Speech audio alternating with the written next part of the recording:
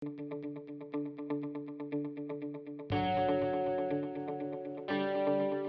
morning, I'm Chris Fox, and today we're talking about the stuff they don't tell you about being an author.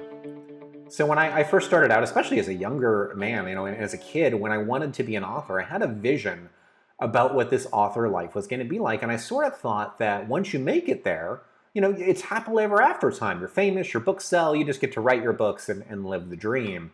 And as you can imagine, that's not quite the case. There are a whole set of pressures that come with being a successful author. Once you hit the successful level, lots of things get harder. And these are things that aren't often talked about. I think because sometimes it comes across as bragging when you are successful. And so you're sort of loath to discuss the things that you go through because it feels like you're being ungrateful. And recently, I've had a very tough time. The last couple of months have been really, really brutal. I've been going to too many conferences, and I've got too many pre-order deadlines, and I've been working really, really hard. And the problem is, I suffer from chronic depression. This is something that a significant minority of Americans deal with, and those that have dealt with it know what depression can do to you. It derails your momentum, it sucks all the color out of the world. And unfortunately, what I didn't realize going into being an author is that all of the triggers are sort of exaggerated for depression. You don't have the same support system that you had before. So you're used to, when you have a day job, going into the office, and no matter how bad that job is, the routine of going to that office and doing your job keeps you moving. And the most dangerous thing when you have depression is apathy. It's malaise. It's just laying in your bed and waiting for it to end because you can't think of a way out of it. When you have stuff you have to do, it's easier for you to break that depression cycle. And as an author, since there's nobody standing over your shoulder cracking a whip telling you what to do, you sort of have to be a self-starter. So if you do suffer from depression, or if you're bipolar or you have any of these issues, being an author is challenging. It's very, very difficult. And these pressures continue to mount. They don't ever really go away. When you have a day job and you're a wage earner, you're used to getting a paycheck every 2 weeks. So the money that you get is very regimented and predictable.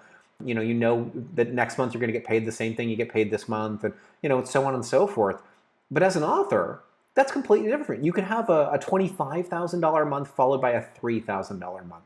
You can't really control that. You can try. You can do things that'll help, but you could spend the next 6 months working on this beautiful series you think is going to kill it, put it out there and find out that fans don't like it, and all of a sudden you're in financial trouble. So there are a whole host of pressures, of doubts. I'm always wondering, oh my God, are they going to figure out that I'm not a great writer? And I think every writer goes through that. These things are enormously challenging, and I guess the reason that I decided to do this video today, I know that it's a little bit rambly, is I had a heart-to-heart with a friend recently, and he said, Chris, I watch your channel, I watch your videos, and I sort of come away with the impression that all of this writing stuff is super easy, and it makes me feel bad because I can't do the same things, because for me, all this stuff is so hard. So this video is my way of saying it is hard, and I do have days where I just can't get out of bed and things are enormously tough, or I just stare at a cursor on the screen. I face those problems.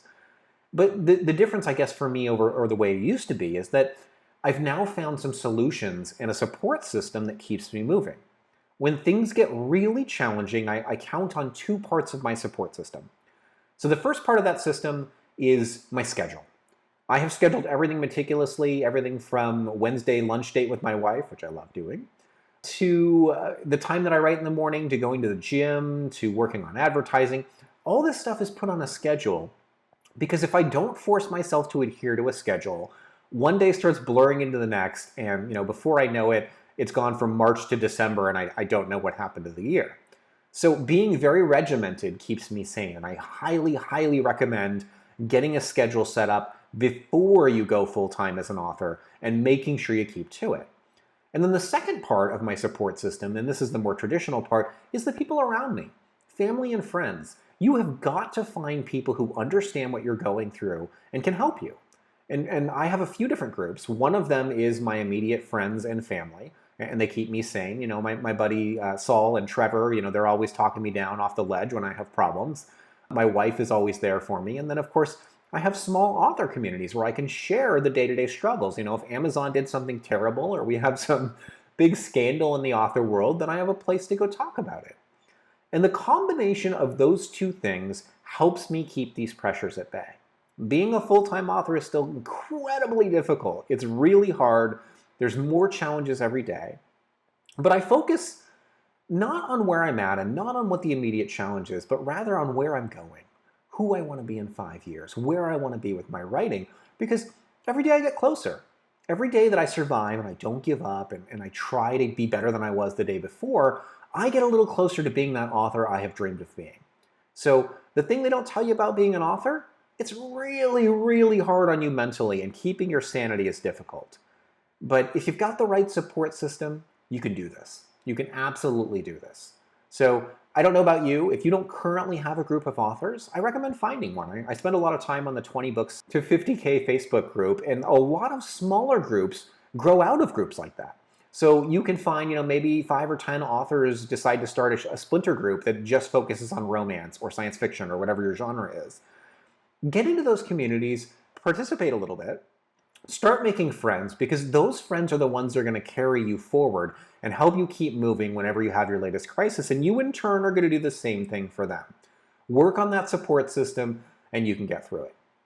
Now, I desperately need to get back to the writing. The very last day I can upload the Voidworm pre-order is Saturday, so I've only got a couple more days to go to finish this book. I do have it back from Tammy. Yesterday I edited 31,000 words, and I have to do something similar today and tomorrow, but then this book is done, published, and I can move on to the next book in the series. So that said, guys, I'm going to get back to the writing.